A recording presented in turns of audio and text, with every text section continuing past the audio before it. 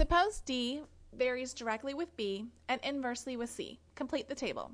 The first thing I need to do is set up my basic format. So I have D varies directly, so D equals K, with B, so D equals KB, and inversely with C, so divided by C.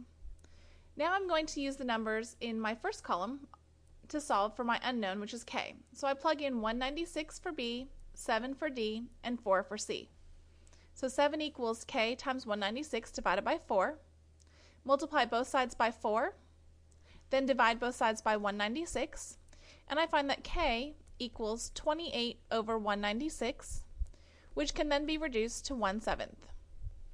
So my relationship is D equals 1/7 of B divided by C.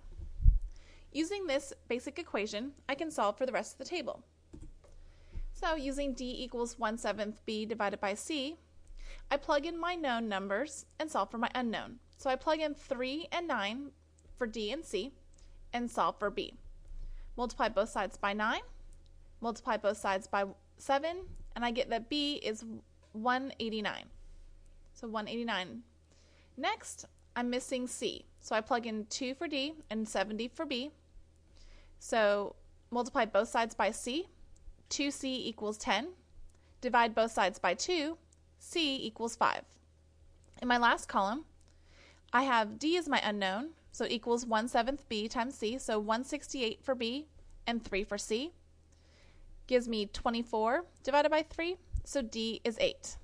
So now I've completed my table using my basic equation.